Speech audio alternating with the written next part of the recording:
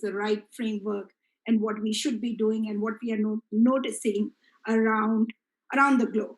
So with that, Lauren is, I'm sure most of you guys know, but he's a founder of Hospitality Digital Marketing. I've known Lauren for last 25 years. I think we were in like kindergarten buddy or something. Yeah. 25 years back. And probably only so lost in SEO and all the marketing work. Yes, Lauren, yeah? Oh, very much so. Yeah. And Rob, he's a founder of Rock Cheetah.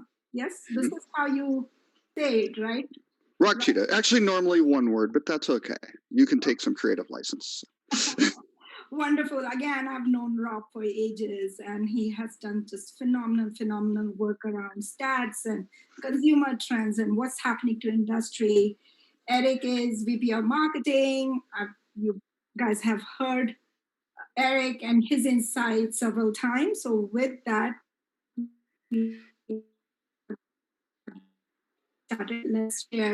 let's kind of review what we are covering today. CRG framework, what are some of the marketing trends as of today? What's happening to consumer trend? What are people looking? What is the optimistic environment all around us? What are 5 ground rules of marketing, which Lauren is going to share? Correct communication. What are some of the things we are seeing around the globe? Hotel owners, business owners are deploying. And then, of course, what are some of the things you can do right away?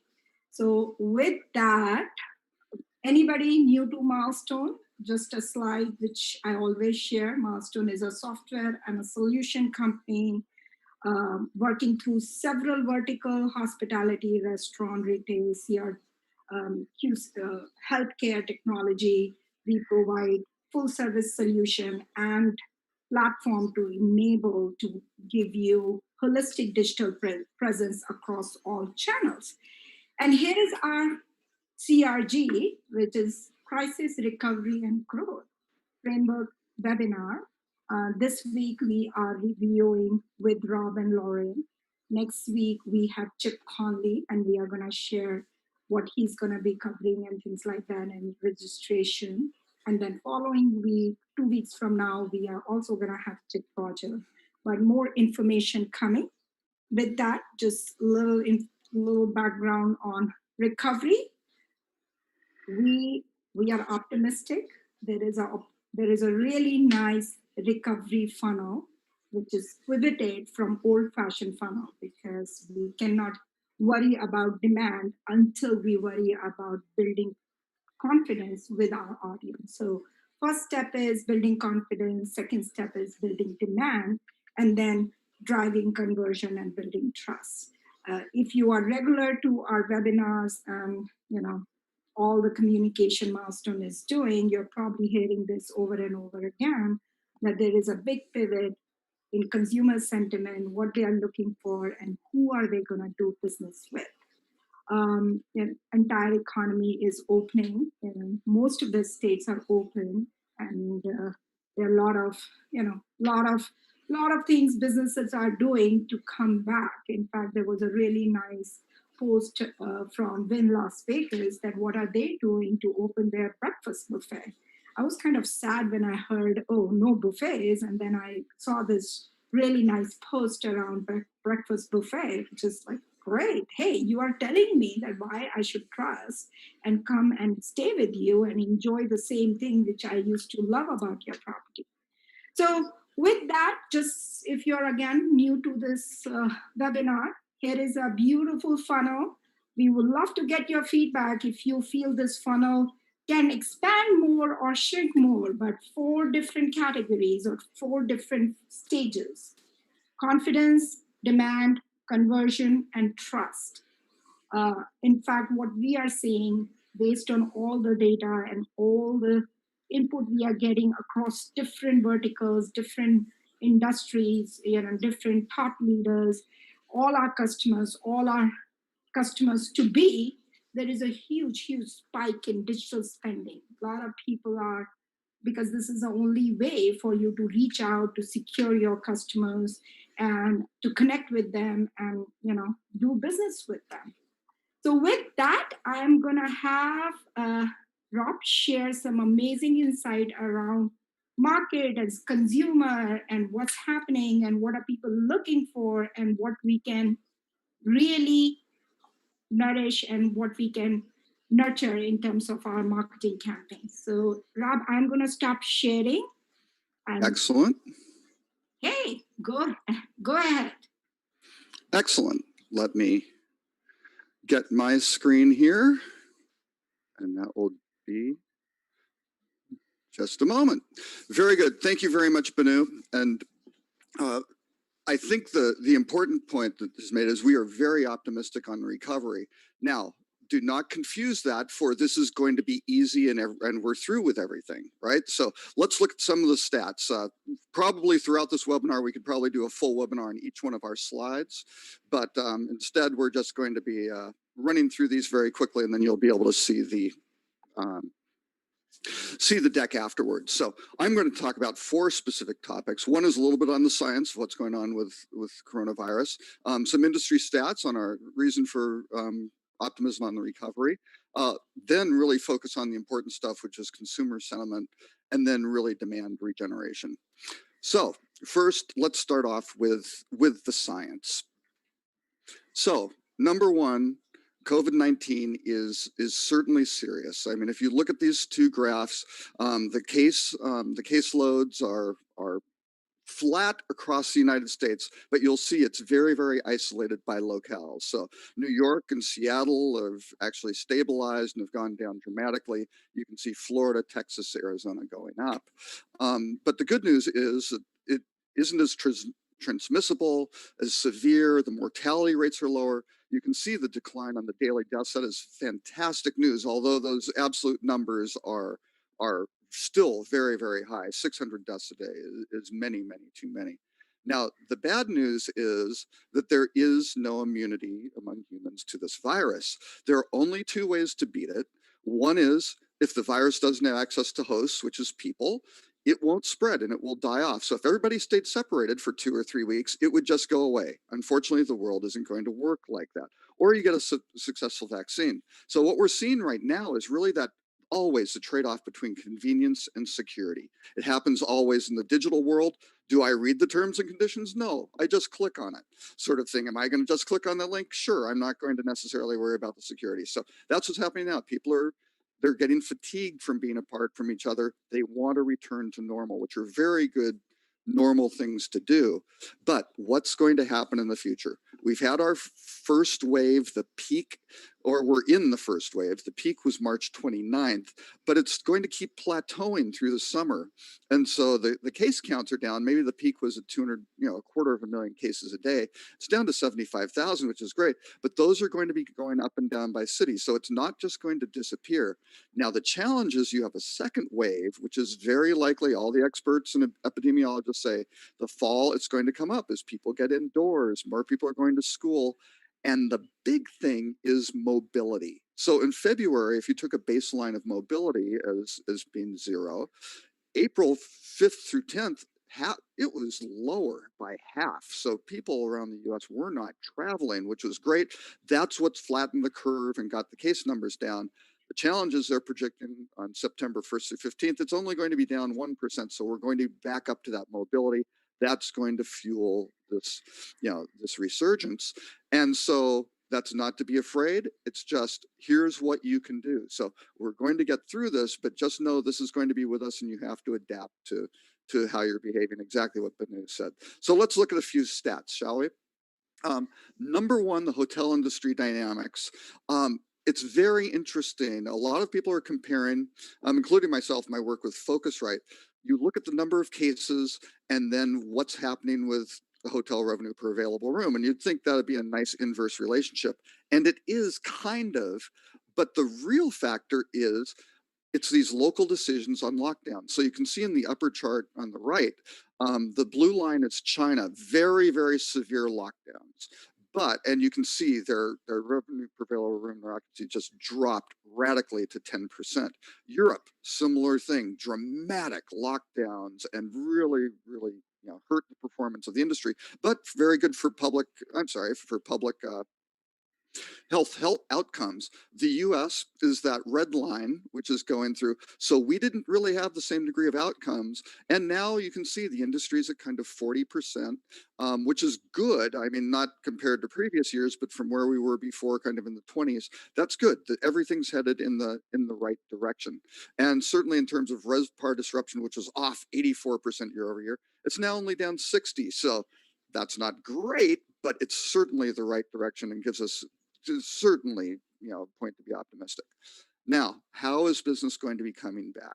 Really, the projected sequence, which I think everyone's pretty much accepted, is it's going to be local leisure first, in your local and kind of regional market, then domestically, because again, travel between countries is going to be tricky. It's a political decision partially, and there are going to be lots of frictions in that. Then domestic, business will start coming back. Then international, and then finally group and MICE segments will come back again, collecting lots of people together, not exactly the best thing for public health outcomes in a global pandemic. Now the exceptions are beach, mountain, highway, rural. They're doing really fairly well compared to, say, when you look at the U.S., the top 25 markets. Now there's one important thing to look at, and I don't want people to be disappointed, because you see this growth in occupancy, you see this growth in RevPAR, but you have to understand occupancy because there are two statistics at play. So one is the reporting occupancy.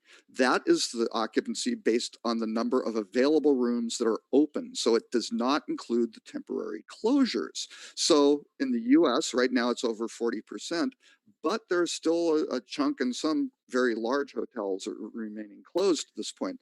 So if you take that on the economic occupancy, which is your full supply, the US is really at about 29% occupancy. Now you go, oh my gosh, that's horrible. Well, you start looking at Europe at an economic occupancy of 9%, or South America at 4%. That's not that bad. But the good news is we start looking at China. They're at 52% occupancy, overall reporting occupancy, and only 49 because all that temporary supply has come back. So that's the direction we're headed. So some other good news, especially for the smaller guys, if you're in a market with less international traffic, it's less densely populated. Maybe you have less meeting space, fewer rooms, longer length of stay is great, and lower ADR. All of those sectors are really outperforming the average. So it's kind of a real opportunity if you aren't the biggest player. That's okay. Scale isn't necessarily helping you now. This is localized. CBRE, just very quickly on their forecast. If you look at demand, that's the big number. They're going, boy, 2020 demand's going to be off 45%, but it's going to be up 49% next year, which is fantastic. Again, quick little multiplication refresher. If you start with 100 and you take off 50%, you'll wind up at 50. That's okay. A 50% increase off of that is only 25. So what we're looking at is from 2020 is the valley. We're going to get half of it back in 2021. CBRE is projecting another half back in 2022. And then we're back somewhat to where we were in 2019 by 2023. So again, some room for optimism. And this is the real reason to be optimistic. This is what the travelers want to do. They want to get out and travel and have some fun and get back to normal.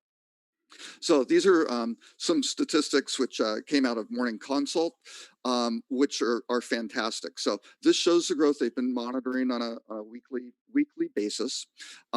Going out to eat, now about 40% of the people are now getting comfortable to do that because things are opening back up. Well, look at what's number two. Going on vacation is edging out, going to a shopping mall or going to the movies or the gym. That's fantastic. So people want to travel. That's fantastic. Now, some demand generators, amusement parks, Disney's going to be reopening, things like that. But concerts, sporting events are still shut down. So you can't rely on everything that you used to rely on. But people want to get out and travel, and that's great, fantastic news. The reason they aren't is they don't feel very secure. They need the confidence, as Banu said, to go out and do this, that they're going to be safe. Now, this is a McKinsey study. Again, they've been tracking things weekly, but they asked what things can hoteliers do? And this is actually across Australia, Canada, Hong Kong, UK, US. So you can see wide variations between destinations and cultures and things like that. But I sorted out for the US, what gives the guest confidence? Is the room clean? Are you testing your guests? What are you doing to have downtime between stays? All of these that support the social distancing and the mask wearing and the hand cleaning, all the things the Center for Disease Control said you can do to keep yourself safe.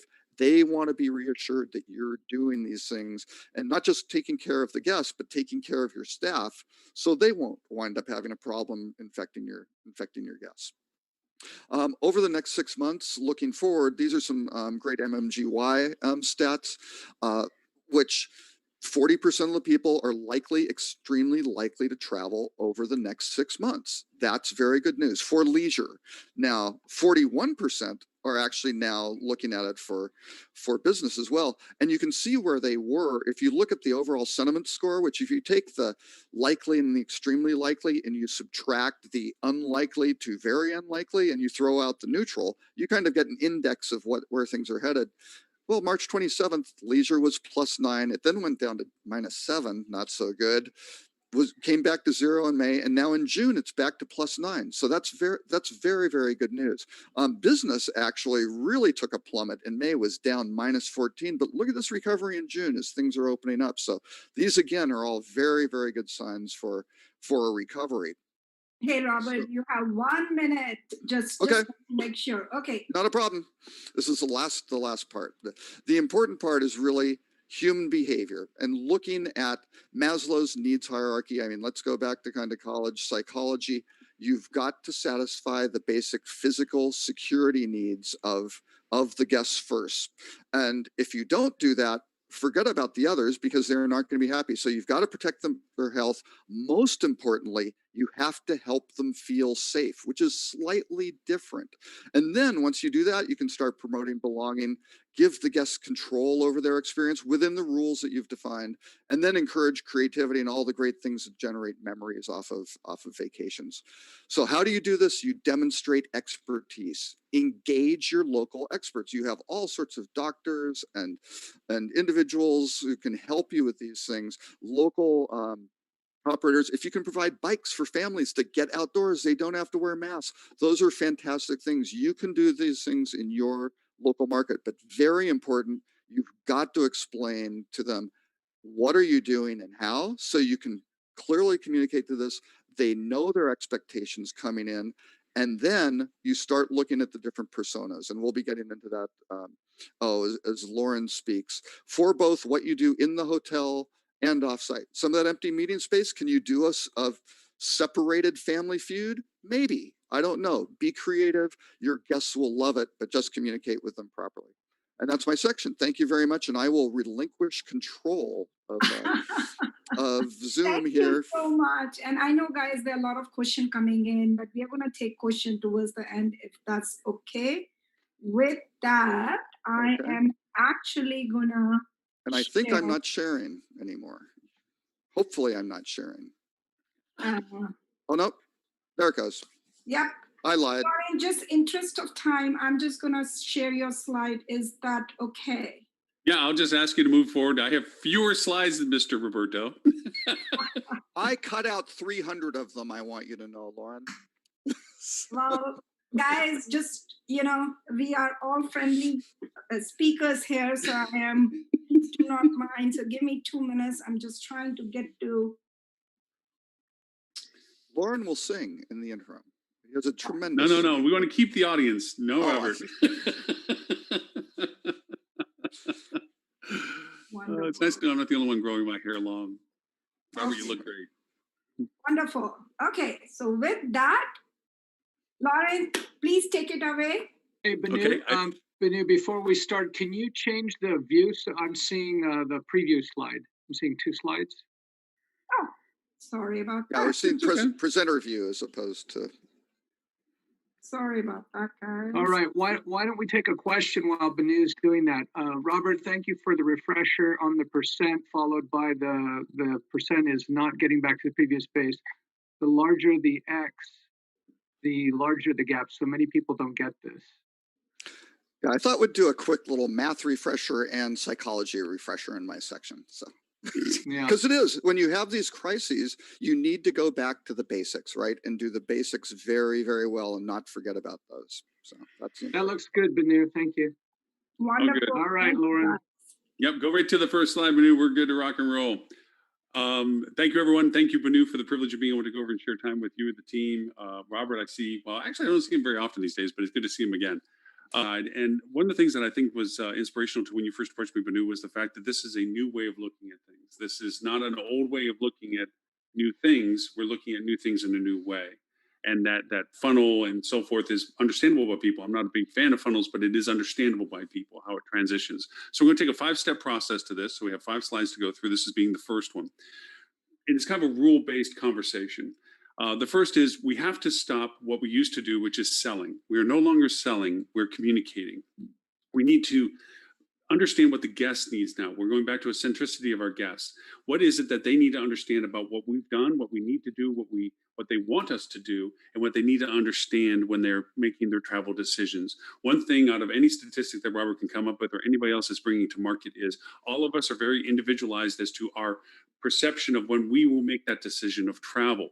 And that's based on communication and information of what we understand. Simple examples are what has changed in the rooms? What are the protocols associated with our arrival coming into the hotel? Whether you're simplistically showing them a video that now you have plexiglass and no touch methods of payment and pick up lunch boxes, and how often is the pool open? Is it open? How many people can be in the pool? Do I have to schedule something? Is the gym open? What's the restrictions on it? What is there a spa? What are you going to use? What is there a parking restriction? Do I have to touch things? These are small micro communications that have to be conveyed to the guest for them to go through the process of discovery, affirmation, safety, and then the decision. And that's a little bit of the funnel dialogue that Banu's going to get more into detail about. But just these are the processes now. It's not about selling acquisitions, not rate and date, not about specials. It's about communicating effectively the data. Please, the next slide. So rule number 2, before there's a reopening, there's a pre-opening. Even if you've been open, you understand the dynamic changes in the market. The markets that we used to target, the ways we used to target them, the way we used to communicate with them are basically shelved. There are some residual things that are there. Don't get me wrong. There are some methodologies, communications, content that's still usable, but their usability has dynamically changed from what we used to do to what we need to do. Before you begin going back into the market, you need to understand that your targeting is different, your marketing is different, your communication is different, your context is different. Heck, your operations are different. And all of those things are a mix of moving from what you used to do to what you need to do. Your channels of acquisition have changed, what the channels are used for. We can go into the things that have been in the news. We do that on the live show, but and Robert has tons of information on his side as well for this, but the channel use. We know that Expedia and hotels.com are purposely not diving into the market the way they used to, communicating the way they used to. We know that Airbnb is not jumping into it. There's all these different players to the market. Google has risen larger than they were before. And we have to use with and collaborate with all these channels as to what they're doing. Some of the things that you need to consider, and they're very fundamental, but critical to this, is that all of your driver and feeder markets have changed. You know that internationally there's a limitation to this because of closed borders and so forth. We know the domestic value of travel. We're not going to get into drive markets. There's fragmentations of that. There's all that variations to this. But things like your C events, have you changed your context of what you can actually handle based on CDC guidelines now? Your GDS Global Distribution System update. There is a Pandora's box of data on GDS that needs to get updated as to your facilities, capabilities, capacities, operational standards, information transference, and there's acronyms for all of that. So I'm not going to teach you about GDS today, but the idea is that these are the fundamental core platforms, GDS being critical to it because it's a standardization platform, as well as your website. Have you changed the context of your website? Have you changed the content of your website? Are you now showing images of not of happy groups of people hanging out at your bar, but relative simplicities of your staff with masks, the isolation that you've changed in your seating capacities in your restaurants, your pool as to being COVID compliant in your own municipality. We know there's fragmentations to that. There's statewide, municipal changes, county changes. Each one has their own rules. You need to reflect the honest and transparent value of what it is you're capable of doing, so people have that as a process of decision and understanding what they have to choose from. There's also the other fundamental aspects, which, believe me, go to Milestone for this, because they will always be the best at this. I can't tell you how much I respect Manu for her SEO capability. She's my go-to. Schema, all the SEO content variations that you need to identify within your websites that are relevant to the questions that people are now currently asking. And know that it changes. As soon as you get it done, you have to have the next plan. You have to understand the variances of where everyone else is going to go. It's like water. It's going to go anywhere it can go. So you have to have some plans of, well, it may take a left, may take a right, might go center. Have some contingencies to this process so that if it does take a left instead of a right, you already have a preemption as to what you think you need to do for that, content that you need to add for that. Things as simple as Google My Business, yet another platform, of making sure you keep yourself up to date. And this isn't as simple as just saying, hey, due to COVID-19, we've changed some stuff, call us. Yeah, no. You need to go in and really change all these context and content so people can find and discover. They're still going to call you. They're still going to reach out to you, email, messenger, whatever it is. But you need to have the information readily available for them as well. Slide number 3, please. Oh, sorry, but No worries, no worries. I'm just trying to. I get speed and talking, but then there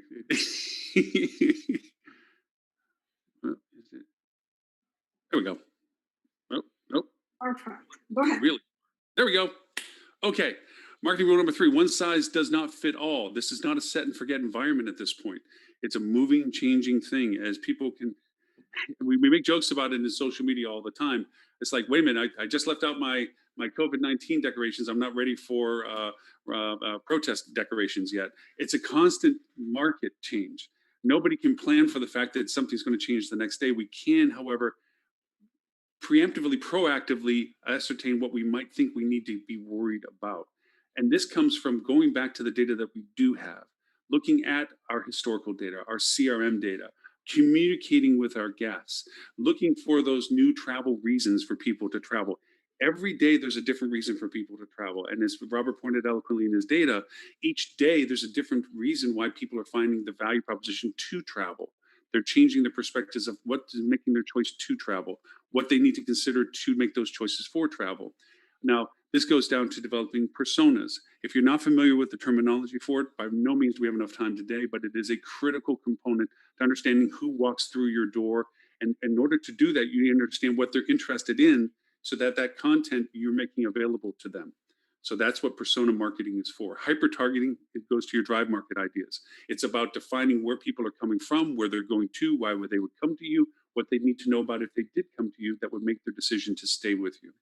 You need to reevaluate all of your marketing strategies that come from the very top down. And this isn't a set and forget of just make one campaign, one ad set, one ad type saying, okay, this is our one persona we're chasing. This is the exact target we're looking for. And this is the campaign we're sending them. Great. You have to multiply that dozens of times, like throwing out a wide net to catch fish. You don't know where they exactly are, so you have to find out where they are. And then you define your market down to what is actually reacting to you. Doesn't mean all the other campaigns are bad. Just means the timing wasn't right. You might have to come back to them later because that market might come alive again. It's monitoring that stuff. Understanding that your communication channels are critical. You have to keep open and transparent on your social, on your website, on your any methodology that you find is useful to your audience. I know there's a limitation to brand hotels that they don't often have these variations that other hotels might have. Using every one of them that's available to you is critical. Most importantly, the calling and the communicating. Without your front desk understanding what you're doing, it can fail if you don't communicate your entire process to everyone as to what's going on. We'll get to that. I call what's progressive retreating budget. Look at the largest thing that you can afford on cost of acquisition because it's an open market right now. A lot of terms that normally you wouldn't have used historically are now available and cost effective for you on paid channels, and go for them. And then as that cost of acquisition gets too high, retreat to a cost of acquisition that is still acceptable. And then when that gets too high, retreat down farther even for that. In reverse, because it's not just a one direction, there's a retreating ebb and flow. There's a progressive retreating budget that comes from there's markets that may emerge that you didn't consider that if you're first to it, you become the voice. Other ones you might have to step back from because other competitors come into it and the cost gets too unaffected. But it's an ebb and flow. You need to have an emergence budget that says we're going to spend where we have this conversion and we're going to retreat where we don't have that conversion. It's not a simple, here's our marketing plan for the year, here's our monthly budget. We'll put that on the shelf until we need to look at it next month. Those days are gone. And again, most importantly, There is no Calvary over the hill. There's no savior. It is you are your own. Your destination market is yours. You have to identify your value proposition to your own market. You have to identify what your value is to those that are traveling through your market, and you have to identify what is a value in your market that you're related to. Slide number 4, please. Awesome. So 1 second, Lauren. I Oh, know sorry. questions are coming, so I'm just going to take some question. I think people said, what do you really mean about messaging? So here are some examples. Yes, you definitely don't want to, if you are concerned about how should I say, change your messaging, here is an example of being together, right up front, talk about happy and healthy, talk about what staff is doing, what you are doing. Again, there are hundreds and hundreds of example Milestone has, and that's exactly what Lauren was talking about, that how do you communicate, being very authentic, and ensuring that you build confidence with your audience with every single thing you're doing. So, with that, Lauren, I think we can go into the next slide. This was all around what's happening to your consumers. Yes. So, and there's lots of fun questions that we can try to throw into this as we go along with this. So, customer trends and pivoted marketing strategies. And Banu put this in a very succinct fashion to this, is that they're looking for their own individual value propositions as to what they're needing, and to answer towards some of these questions for this. To identify your local market, you have, honestly, and this sounds so simplistic of an answer, and I apologize for not. I'm not trying to underspeak to the question, because it's a valid question. Ask them. Asking your guests what it is that they need to understand and know about, what it is that they need to be looking for that will make them feel comfortable to travel with you, is key element to this. Some of the things by conveying this is by making a quick video that just has you walk through the hotel and shows the changes in protocol that you've created, the variations to what they do to control the elevator and hygiene, the cleanliness of the hotel, and so forth. These aspects of communicating to the guests transparently. You don't know, each of us, and no matter what Robert's statistics can show, each one of us has our own threshold of decision for ZMOD. The ability of transaction when we decide that we're going to make that move to say we're going to do this. The ability to determine what your market is by asking those that are making it through, and by also looking historically at those that have used your product at the time before, what it is that they need. And that is a key element to getting them to understand what it is that you're offering them. So rule 4 is, what is old is new again. This is probably a shining lining to this process. We are hospitality people once again. Guest-centric communication, guest-centric service. What can we do for you? What is it you need to know about us? How is it that we can help you? What is it that we can provide as a service to you? Our key first questions to everything that we're doing. It is no longer about what we can sell you. It's no longer what we think we're wanting to tell you. It's no longer what we think we're contributing to. It is what it is we can do for you. It's not about your property. It's about your property asking when people, being thankful for them arriving. Thank you for choosing us. Thank you for coming in today. How can we be of service to you? The heart of the servant is now probably more important now than it ever has been before. It's not about running a business. It's about providing a service. And yes, the running of the business comes from providing the service. I'm not ignorant to the idea that there is cash and ebb flows to all of this, but the idea that you're going to succeed in business by providing service is the key element to this conversation. It is asking your questions to your guests, truly listening to the answers from the guests, and then replying and responding in kind to the guests and giving them the channels to do that. It's being transparent. It's not about trying to hide and act like you're doing things. It's verifying you're doing things. Showing, as Banu pointed out in the examples in the earlier slide, the pictures of people cleaning, the things that have changed, the notifications and the protocols, and all the information that will help people in that process of discovery to make a point of decision. And local is in. One of the questions is about, how do I do this, kind of collaborate with other hotels and so forth. You should be collaborating with everybody. Everybody's been affected by this. Your restaurants, you should reach out to and see if they provide food services that can be brought to your hotel, or that you make people aware if they stay at your hotel, or even offer to advertise to your audience that the restaurant is open, to help them keep alive, that they're around the corner from you. You're all in this together. And I know this sounds like a cliche at this point, but it's a genuine statement of that restaurant around the corner survives because of people that stay at your hotel just as much as you survive knowing that that restaurant's around the corner. So collaborate on how you can share that knowledge between both audiences to them, so that they know if they do want to come to that restaurant, they can stay at the hotel, and vice versa. But you put this up on the Go Local part, and I think these are great examples of how you can begin to collaborate the knowledge that people need to understand that if they're going to stay with you, if they're going to come and be with you, what's going on? I mean, you're the authority. You're the person in the market that knows these events that things are going on, or these things are still open, or when they're open, or how they're providing service. What better way to be of value to the guest that's looking and asking about these from you than to share this information with them? Rather than them having to go rediscover it on their own, you're giving them that quantity. And the last, there is no normal. Don't look for the plateau. Don't look for the way it was. Don't look for how it's going to end up being. It is now. What you do now and what you do in the next few days and the next few weeks is whatever it is that day. We're not looking for the dust to settle, the bombs to finish dropping. The days go on, the business must go on, adaptively looking at what each day brings us and being proactive on the variations that can come up and knowing that we have to communicate clearly is critical to the entire team. We've often said in times past, when it was calmer, when it was a peacetime market where we didn't have to worry about being hunters in the world, okay, that the front desk still needed to know what the special was, because nothing kills a great promotion than the front desk going, I don't know. Okay. And also the restaurant going, I don't know what this coupon is, or what are you talking about, or whatever it is. Everybody must be in.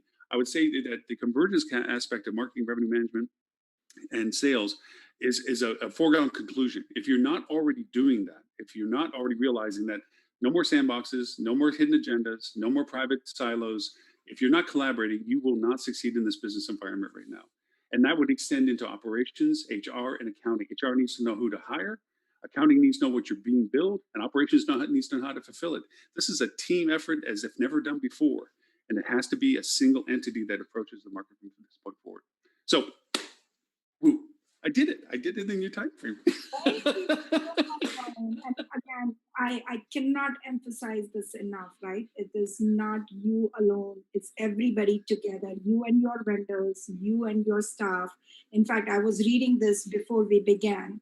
If you want to go alone, quickly go alone. But if you want to go far, go together and make your partners your true partners. Make your team, explain them what your customers are looking for, make them part of the process, because that's when we can go far. With that, Eric, would you like me to transfer? No, I'll do it if you can pass to me.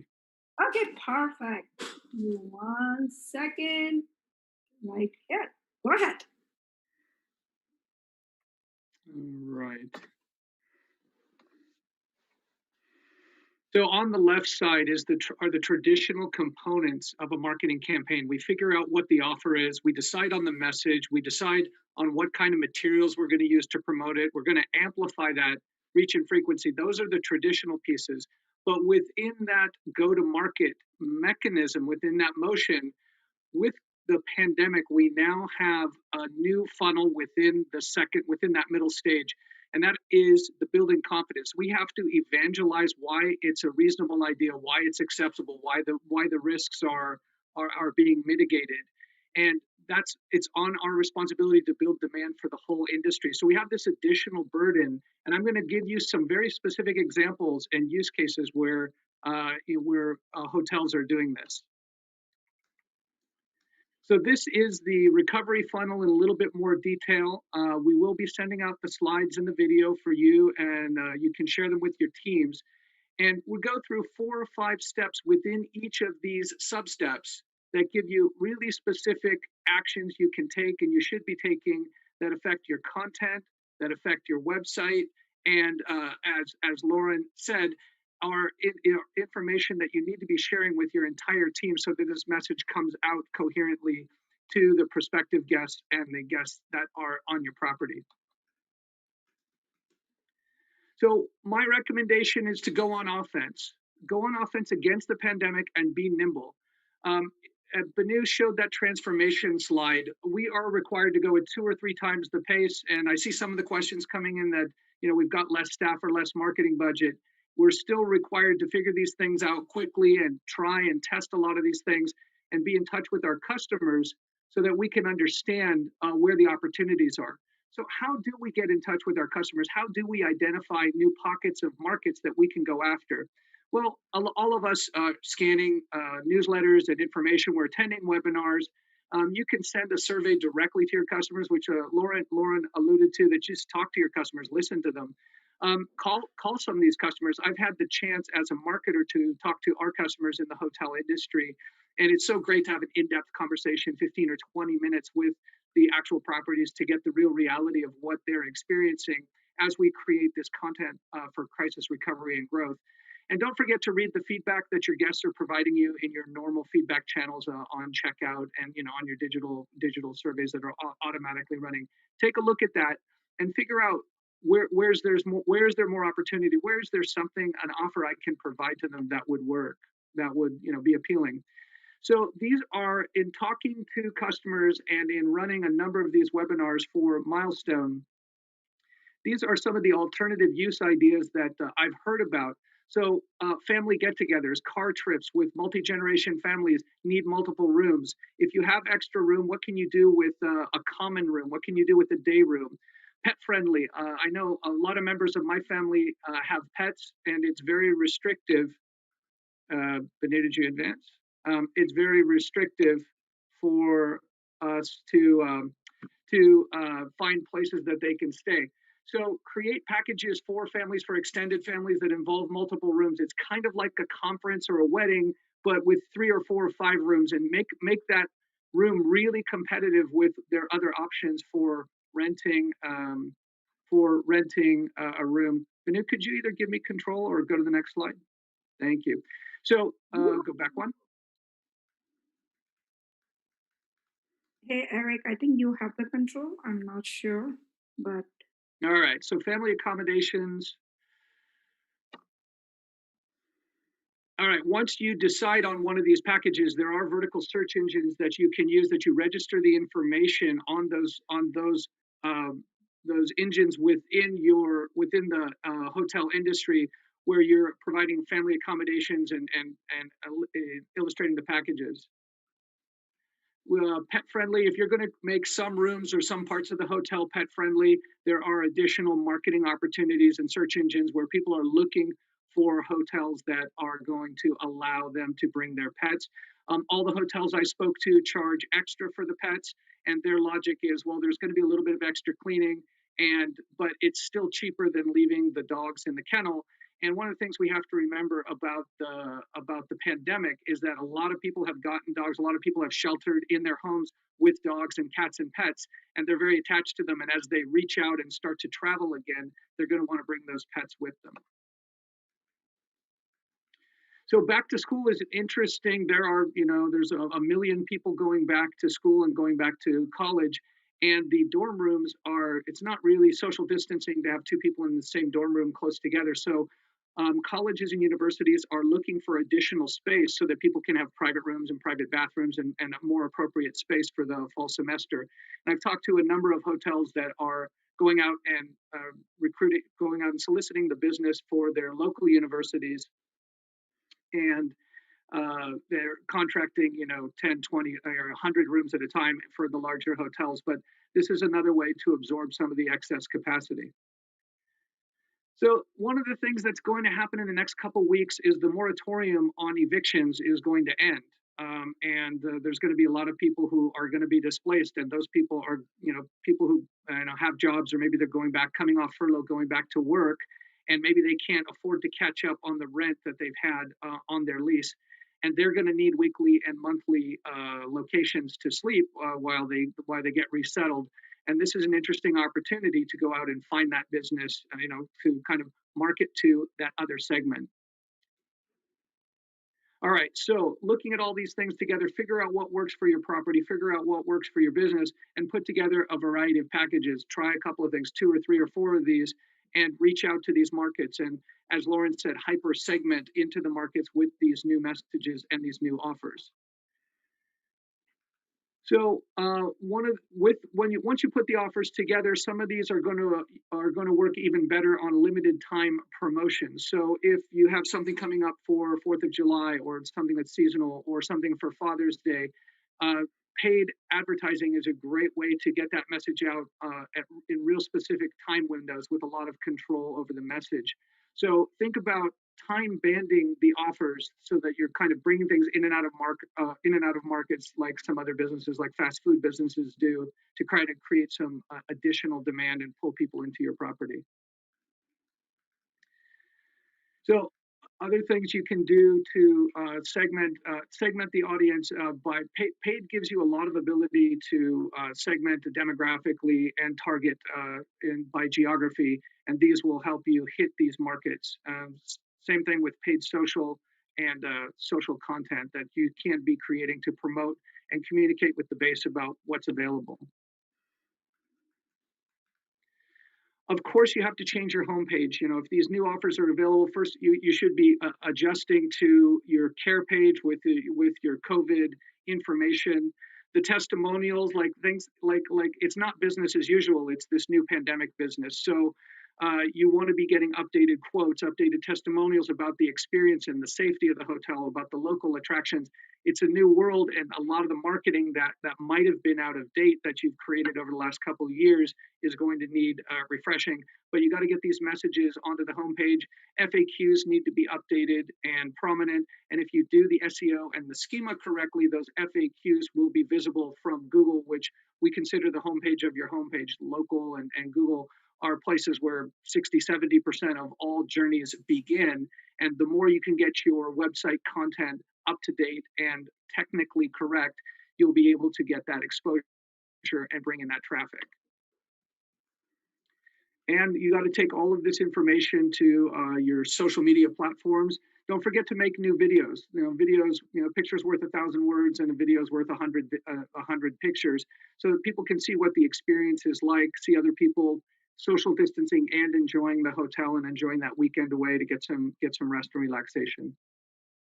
Wonderful. Thank you All so right, much. Banu. If you don't mind, maybe you can fast forward. I'm a little bit Sure. about making changes. Yeah. So There you go.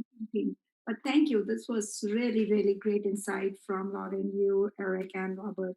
And I hope all of you guys enjoyed. I know we are going to get to question real fast. So what is our key takeaway? Number one, building confidence, which means truly be authentic, right? We got to be authentic. And if people are worried about safety, we got to communicate that what we are doing. It's not just doing it. It's not all employees knowing this, but it's also making sure all our customer, everybody, start to finish, understand it. Because once you have this information everywhere, we need to make sure that people can see it, whether it's your GDS, your website, your social channels. It is even more important today because consumer has lot of choices, right? Airbnb is doing some phenomenal work around building confidence. Feel free to reach out to Milestone. We have a lot of things we are doing for our customers here. Number two is building demand, right? We got to pivot. Business travel, unfortunately, is not going to come back for next at least 12 months. Hopefully sooner, but not coming back. So how do you pivot? That's where you have to go into your HODs and GDS and all your channels and your GMB and select new categories. It's all about hospitality. People step out for Father's Day or 4th of July or different occasion, they should be able to come and stay with you, not because you're a business hotel, because you truly, truly care for them. So building right audience and pivoting your marketing strategies, right? You're pivoting, going after, if it's university, then going to universities, really creating extended stay packaging, reaching out to all the parent community, because as a parent, that is one of my biggest worry. If my daughter goes back, what is going to happen to housing? An attractive offer. This is actually, unfortunately, fortunately, is the reality. It is a hunter market, and people are looking for bargain offers and a great value. So add packaging and whatever they need. If it's a hike package or a experience package, bundle things together. So it is It's all about experience. End of the day, people can think about the experience. Number three, driving conversion. Conversion is hard because, again, there are so many choices, and you have to constantly keep reinforcing that you are the right choice, not because we are pushing, because you truly, truly care. So time sensitive offer, extra incentives, what does, book today, uh, again, there are several things people are doing to ensure there is conversion, and when it happens, there is a reinforcement. And last but most important thing, when they come in, what is a post purchase experience? Is your staff aligned? Do they have gloves? Do they have everything what you've been talking about? Are they aligned? Is that the experience guests are getting when they are walking into your property or any business? And how are you getting their reviews? Let's connect with customers. Let's get their feedback and post that feedback, share that feedback on all channels, because end of the day, that will help you build EAT, which is expertise, authority, and trust of your domain, and that comes from guest reviews. So again, there's a lot more information here. With that, I'm just gonna fast forward to next slide. If you guys do want to, we are, thank you, Milestone team. We are offering that to first 30 attendees. If you're a Milestone customer, please do not worry. If you are new to Milestone, we are happy to help you. We are happy to review what are some of the things you must do during recovery checklist. And please do share share it with us. With that, I'm going to just tell you one more exciting news. We have Chip Conley, and if you are part of hospitality industry, right? He was the one who started Draw the Weave. He was the one who was behind Airbnb and all amazing. What does it take to create experience and entire human need? He's gonna be with us next week. July 1st is the date, right, Eric? And we are gonna be sharing this with everyone shortly. He's gonna be talking about how do you build those amazing experience overnight with little investment, right? It's true heart to hospitality all over again. I have put in, again, I'm a very big Chip fan, so I have put in a lot of his videos and his books and everything else he's doing, but more information coming. With that, we can open it up for Q&A. Let's go. I know there are a lot of Q&A, so let me just click. How many? Throwing some text answers out there, but that by no means answers everyone's questions. I was just throwing some answers for some of the ones I could put comments on. Perfect. Hey, Eric, do you mind just taking Q&As? Yeah, sure. All right. Since you're controlling my screen, so you take the question. I'm controlling your screen. Do you want it on the chip or the offer? Let's put the screen on the offer so people can see the URL. So, Rob, here's a question for you. If there is a second and third wave, do we expect it to go back to the April lows for leisure and business? That's part of that future prediction you were working on, right? Rob, you're on mute. Rob, you're on mute. There you go. Sorry about that. I was being so courteous by being muted. I wouldn't think we would go back there. Number one is these come down to political decisions, right? And what happens with the lockdowns? Lockdowns would drive those old levels. I think that's a very unpopular political decision, particularly in the US. What would trigger it would be some sort of overrun of the local healthcare system. So if you have a tremendous spike in something like Los Angeles or a large, dense city, then possibly, but certainly not nationwide, highly unlikely to be any sort of statewide sorts of things. So I think what would more than happen would be you'd have greater enforcement of wearing masks, for example.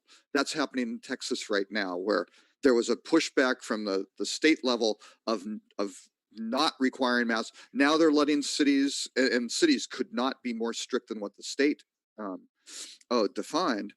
they've now eased up on that because they're seeing Houston, Dallas, Austin, and San Antonio are all starting to come up very, very sharply in case levels. And it's like, hey, we've got to be a little bit more strict. So I think they may roll back to maybe restaurant distancing, maybe go from 100% if things get bad to 50, but I don't see the lockdowns. I think they'll Thanks, Rob. moderate it. Thanks, Rob. So everything we're talking about requires marketing dollars, which are on freeze. Are there some recent stats or thoughts to share with the owners to convince them to start allocating the right amount of money? This is that investing in a downturn question. Maybe Banu or Lauren on this. Go ahead, Lauren. Well, I answered that a little bit in text, and of course, you can't write War and Peace novels for all of these things. If you're really having a rigid, there's a freeze, you can't buy a pencil without, going through 5 layers of authorization. I would first suggest looking at what you can do for free. Obviously, if you have a provable case, then you can move forward with your argument. And the best suggestion I have to that is two. One is if you have access to social media in which you can create this content that you would want to use, and you have some audience, any audience to register that with, and getting an engagement level that can show that by what you posted, people were responding to, that gives you a catalyst to go to your ownership and say, look, this is something we need to invest in because this is, according to engagement, what people are interested in hearing from us. So if we can pay for our opportunity to be in front of these people, sharing this content with them, they're going to be feeling more comfortable making a purchase decision with us.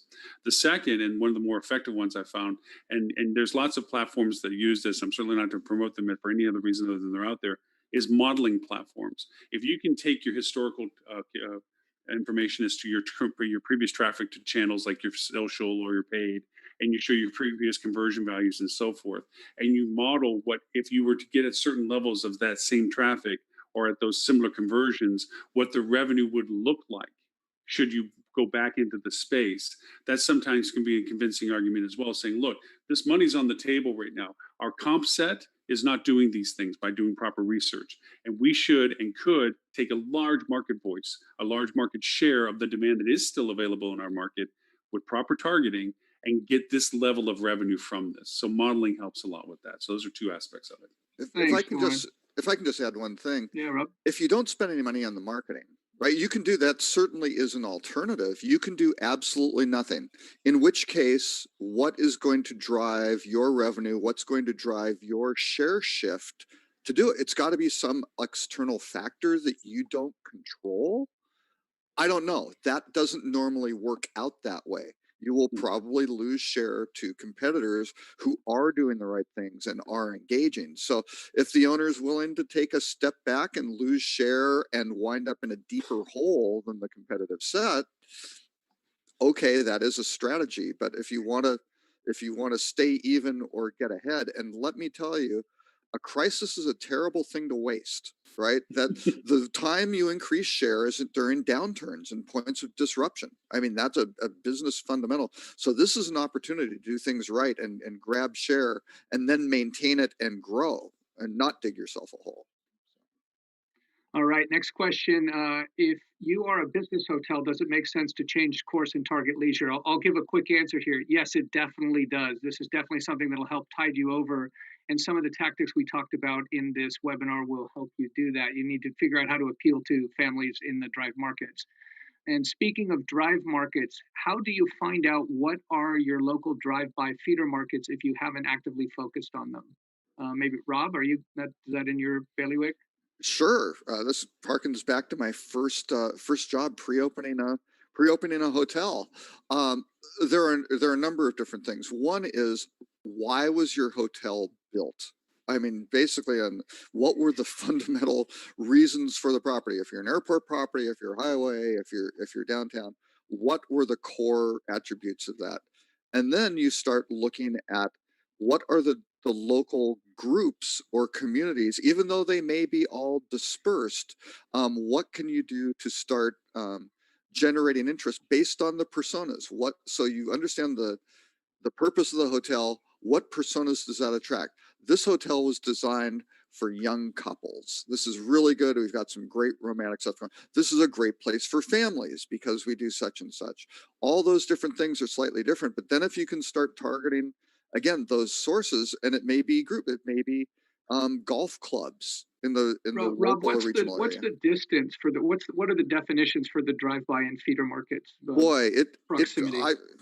it varies radically. I've heard, up to 10 hours. I mean, in some cases, depending on the destination. Now that would be more like a beach resort or something like that. But if you're in a city, I would say, certainly neighboring counties and even people in the local community, neighboring states are. I'd add into this just a little bit, and this is demographically based, so please understand there's variances to this.